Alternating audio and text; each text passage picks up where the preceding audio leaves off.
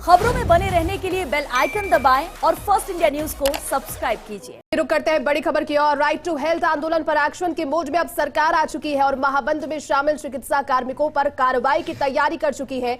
चिकित्सा शिक्षा विभाग ने सभी प्राचार्यों को जिम्मेदारी इसलिए सौंप दी है। कॉलेज से अटैच अस्पतालों में ओपीडी, आईपीडी, आईसीयू, इमरजेंसी और स्त्री तथा प्रसूति रोग से जुड़ी हुई सेवाएं सुचारू रखने के निर्देश कड़े स्वर में दे दिए हैं और बगैर स्वीकृति के अवकाश को अनुपस्थिति मानकर कार्रवाई के निर्देश दिए गए हैं। ये अपने आप एक बड़ी बात, क्योंकि अब तक ये कहा जा रहा था कि चिकित्सक सुधर जाएं, जो सड़कों पर हैं और जिनकी बातें मानी गई है उन्हें अब कार्य करना होगा और अगर नहीं करते तो एक्शन लिया जाएगा। स्टूडियो का रुख करते हैं, वहां से हमारे सहयोगी विकास शर्मा हमारे साथ लाइव जुट गए। विकास, एक्शन के मोड में सरकार इससे पहले बातों में बताई जा रही थी और कह रहे थे कि लगातार इस पर काम करेंगे, लेकिन अब ये लिखित आदेश भी आ चुका है कि महाबंद में जो भी शामिल होगा और अपनी ड्यूटी से भागने की कोशिश इस बंद के आड़ में करेगा चिकित्सक, उस पर कार्रवाई की तैयारी। क्या पूरी जानकारी विकास? जयती, देखिए, बिल्कुल चिकित्सकों को लगातार समझाइश का प्रयास सरकार की तरफ जारी था और उस समझाइश के बाद में भी अभी तक ऐसा कोई रास्ता नहीं निकला जिसके अंदर की कोई आंदोलन जो है वो दूसरे ट्रैक पे आए, वार्ता के लिए आए। लेकिन चिकित्सक लगातार जो है प्रेशर बना रहे हैं सरकार पर कि कैसे भी तरह के आरटीएच जो कानून है उसको वापस लिया जाए। इसी के तहत आज बड़ा प्रेशर ये बनाया गया कि कल से मेडिकल टीचर्स जो कि अस्पतालों, मेडिकल कॉलेज से अटैच जो अस्पताल है वहां तमाम तरह की जो सेवाएं जो है, जो अभी मेडिकल टीचर्स के भरोसे चल रही है वो, और साथ में सेवारत चिकित्सक जो कि जिलों के अंदर और जो ग्रामीण इलाकों के अंदर जो अस्पताल है वहां पर अपनी सेवाएं दे रहे हैं, पूरी व्यवस्थाएं संभालते हैं, उन्होंने सभी ने कल सामूहिक अवकाश पर जाने का निर्णय ले लिया और इसका सीधा असर कल सरकारी सेवाओं पर देखने को मिल रहा है, जहां पर की तमाम सेवाएं जो है बेपटरी होती नजर आ रही है। मैं आपको अपडेट कर दूं, एक तरफ जहां प्रदेश भर के निजी अस्पतालों में पिछले 10 दिन से कामकाज पूरी तरह बंद है, वहीं दूसरी ओर अगर सरकारी अस्पतालों में भी इस तरह के हालात होते हैं तो उस स्थिति में पब्लिक के लिए कोई ऑप्शन नहीं बचता चिकित्सा सेवाओं का। तो ऐसे में अब सरकार को सख्ती का मूड जो है वो अख्तियार करना पड़ रहा है, क्योंकि लगातार प्रयास, लगातार अपील थी, लेकिन उसके बावजूद कोई मानने को तैयार नहीं। तो अब सरकार ने जो अपना कह सकते हैं, जो अब तक सख्ती का रुख की बजाय सकारात्मक रुख दिखा रही थी, अब वो सख्ती की तरफ आ गई है। प्रत्येक मेडिकल कॉलेज प्राचार्य को जिम्मेदारी दी गई कि वो अपने यहाँ पे आपातकालीन सेवाएं, ओपीडी, आईपीडी, इमरजेंसी और साथ में आईसीयू, यहाँ पर अपनी सेवाएं जो है यथावत रखने के लिए पूरे निर्देश दिए गए कि वो अपनी पूरी व्यवस्थाएं रखें मेडिकल कॉलेज के अंदर। इस दौरान किसी भी मेडिकल टीचर, मेडिकल से जुड़े हुए और जो स्टाफ और साथ में पैरामेडिकल स्टाफ, इनकी किसी की भी छुट्टियां जो है वो सैंक्शन नहीं की जाए। पूर्व में जो छुट्टियां दी गई है उनको सबको तत्काल प्रभाव से निरस्त करने के निर्देश दिए गए और साथ में यह भी निर्देश दिया गया है कि जो अगर कल बिना अनुमति के अवकाश पे रहते हैं तो उनके खिलाफ अनुशंसात्मक कार्रवाई की जाए। इसके अलावा बहुत बड़ी बात यह है कि पिछले 10 से 12 दिन से जो रेजिडेंट मनमाने तरीके से हड़ताल पर गए हुए हैं और बिना किसी रीजन के वो निजी अस्पतालों के चिकित्सकों के साथ आंदोलन में डटे हुए हैं, तो उन पर बड़ा एक्शन लेने की बात कही गई है। ऐसा कहा गया है कि जो भी रेजिडेंट अगर कार्य बहिष्कार की राह पर जाता है या फिर जो सरकारी सेवाएं हैं, राजकीय संपत्ति को नुकसान पहुंचाने की स्थिति बनती है, तो ऐसे रेजिडेंट्स की तत्काल प्रभाव से पंजीयन निरस्त किया जाए और उसके लिए सभी एचओडी को डायरेक्शन दिया गया है कि एचओडी अपने अपने स्तर पर, अपने अधीन जितनी भी यूनिटें चलती है जिसके अंदर रेजिडेंट काम कर रहे हैं, उनकी उपस्थिति रोजाना सरकार को भेजेंगे। सुबह 9:30 बजे का निर्धारित समय दिया गया कि 9:30 बजे पूरे स्टाफ की पूरी उपस्थिति सरकार को भेजनी होगी और 9:30 बजे उपस्थिति भेजने के साथ ही यह भी बताना होगा कि उन पे क्या एक्शन किया गया, क्या उनको नोटिस दिया गया। यानी कि अब सरकार पूरी तरह से एक्शन मोड में आ गई है, क्योंकि अब तक लगातार सकारात्मक रूप दिखा रहे थे, वार्ता की जा रही थी, अपीलें, खुद मुख्यमंत्री सूबे के मुखिया जो है वो अपील कर रहे हैं चिकित्सकों से कि इस पूरे मामले में वार्ता करें, बैठे और उसको समाधान निकाले। लेकिन चिकित्सक है वो अड़ियल रुख अपनाए हुए हैं। उनका कहना बस ये है कि नो आरटीएच, जो कि अभी मौजूदा स्थिति में संभव नहीं है, क्योंकि सरकार ने एक बहुत अच्छी मंशा के साथ ये बिल जो है लाने की प्रयास किए हैं और उस मंशा का जो बिल है उसमें जो बिंदु है जिनको लेकर गतिरोध है उनको और जो विवाद है उनको समाधान करने के लिए सरकार लगातार प्रयासरत है कि उनके बिंदुओं को भी समाधान किया जा सकता है। लेकिन चिकित्सक वार्ता के लिए आए, लेकिन चिकित्सक जो है वो हठधर्मिता अड़ालू है। उनका कहना यह कि जब तक नो आरटीएच की बात नहीं कही जाएगी तब तक वो वार्ता नहीं करेंगे।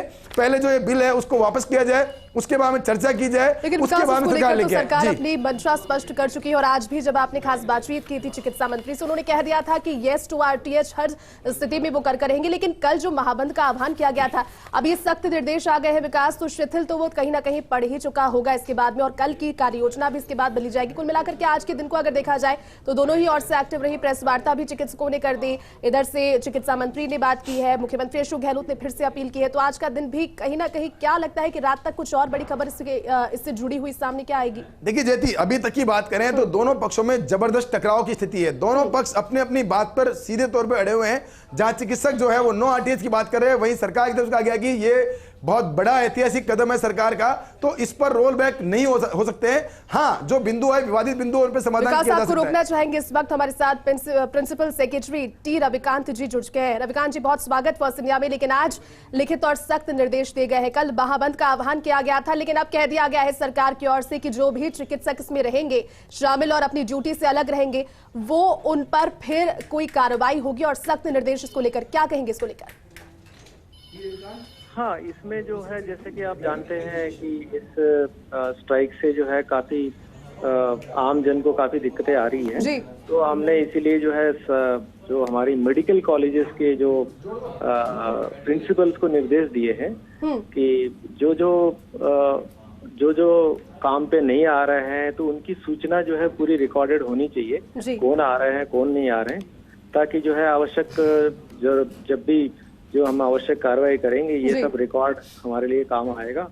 और जो भी है वो जो इनकी जो सरकार के द्वारा जो इनको दायित्व दिया हुआ है तो वो नहीं करने से जो भी हमारे जो विभाग की तरफ से जो कार्रवाई होनी चाहिए उसके लिए जो भी तैयारी करने के लिए हमने निर्देश।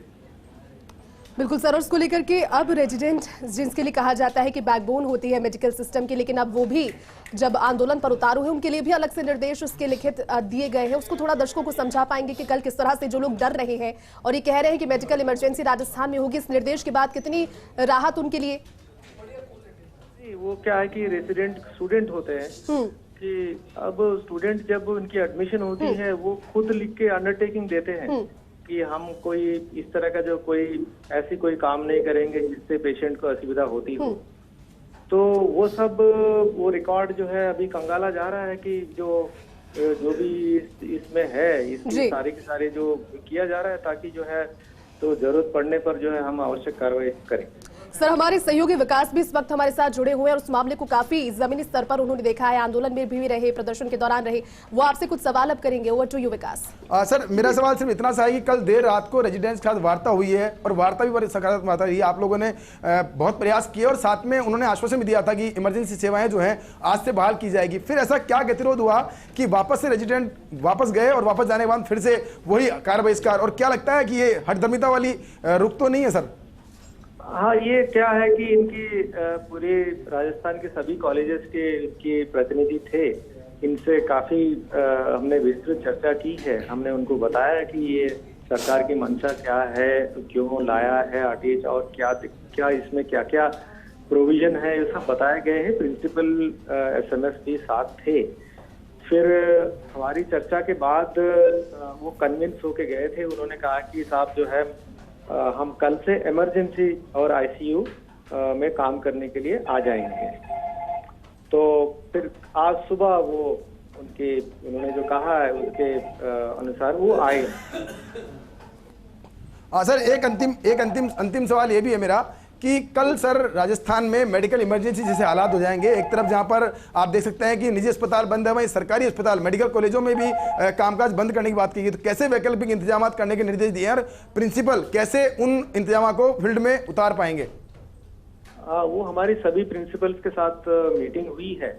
इसमें जो कोविड के टाइम में भी ऐसी इससे विषम परिस्थितियों में हमारे प्रिंसिपल्स और हमारे डॉक्टर्स ने काफी अच्छा काम किए थे, उसी तर्ज पर जो है उनके पास जो भी मैन पावर है उससे ऐसी व्यवस्थाएं जो है उन्होंने प्लान करी है ताकि कल ऐसी कोई इमरजेंसी या फिर आईसीयू में कोई ऐसी कोई दिक्कत नहीं आए। सर, एक अंतिम सवाल, आम जन से क्या अपील करना चाहेंगे? क्योंकि आम जन का सहभागिता बहुत जरूरी है आपके कल के बंद के दौरान, क्योंकि वो अगर सहयोग देते हैं तो काफी हद तक आप इस चीज को मैनेज कर सकेंगे। वो मेरा तो यही निवेदन है कि जैसे कि माननीय मुख्यमंत्री महोदय ने कई अखबारों में अपील के जरिए भी उन्होंने बताया कि धैर्य रखें, तो ये सब जनता के लिए की जा रही है। बिल्कुल, टी रविकांत जी हमारे साथ जुड़े होते। सर, बहुत बहुत शुक्रिया, आपने समय निकाला और बातचीत की। चिकित्सा कार्मिकों पर कार्रवाई के निर्देश अब आए हैं, क्योंकि सुबह जब फर्स्ट इंडिया की एक्सक्लूसिव बातचीत आपने सुनी होगी चिकित्सा मंत्री के साथ, उन्होंने कह दिया था कि मंशा सरकार की एकदम स्पष्ट और सकारात्मक इस मुद्दे पर है। विकास हमारे साथ लगातार जुड़े हुए। विकास, कल की मेडिकल इमरजेंसी की बातें सुनकर लोगों के मन में जो डर था, क्या लगता है कि इस लिखित निर्देश के बाद और सरकार के इस रुख के बाद कि हाँ जनता के लिए किया गया है, इस बिल को लाया गया है और उनके लिए एक अच्छी चीज है, एक अच्छी पहल है, तो अब कोई एक हल्की सी राहत की उम्मीद कल के दिन को लेकर जो लोग डर रहे थे या फिर इस चीज को लेकर घबरा रहे थे उनके लिए? जयती, देखिए अभी जो एक्शन मोड दिखाया गया, ये एक्शन दिखाना बहुत जरूरी हो गया था। मैं आपको अपडेट कर दूं, ये इमरजेंसी सेवाएं हैं और इमरजेंसी सेवाओं को इस तरह से बंद करना सीधे तौर पर कानून का उल्लंघन और कह सकते हैं आम जन के राइट्स का उल्लंघन है। और ये जो जिस तरह कृत्य किया जा रहा है कि इमरजेंसी सेवाएं बंद की जाती है, इसमें एक सवाल बहुत बड़ा है कि अगर इस तरह से इमरजेंसी सेवाएं, हर व्यक्ति अगर अपनी इमरजेंसी सेवाओं को बंद करके अपनी मांगे मनवाने को आ जाए, तो ऐसी स्थिति में जो कह सकते हैं कि आंतरिक हालात जो है, चाहे शहर की बात करें चाहे वो राज्य की बात करें, वो बिगड़ने में देर नहीं लगती है। हम पुलिस की बात करें, आपातकालीन स्थिति के अंदर इमरजेंसी सेवाएं संभालती है पुलिस जो है, कभी आज तक आपने नहीं देखा कि इस तरह की स्थितियां बनती है। इसके अलावा और इमरजेंसी सेवाएं, चाहे बिजली की बात करें चाहे पानी की बात करें, तो आपातकालीन सेवाएं जो लोग संभालते हैं उनको जो ये रुख है कार्य बहिष्कार का, इसको करने से पहले कई बार विचार करना चाहिए। लेकिन अब जो आंदोलन है, इस आंदोलन में लगातार आपको ये लगता है कि जो नेतृत्व कर रहे हैं उनका कहना ये है और उनका दबाव यही है कि जब विकास और सरकार बार बार कोशिशें कर रही है, कह रही है कि आप आकर बातचीत कीजिए और हर समस्या का हल डायलॉग और बातचीत के जरिए संभव है, और बार बार कोशिश की जा रही है चिकित्सकों को भी उस ओथ को याद दिलाने की, उस शपथ को याद दिलाने की जो उन्होंने जब अपने पद को ग्रहण किया तब ली होगी। लेकिन कोशिश लगातार यही कि एक सामंजस्य और एक मध्यस्थता के जरिए इसका निपटारा जल्द से जल्द हो और जो खामियाजा लोग भुगत रहे हैं वो ना भुगते। बहुत शुक्रिया विकास हमारे साथ जुड़ने के लिए और पूरी बातचीत के लिए।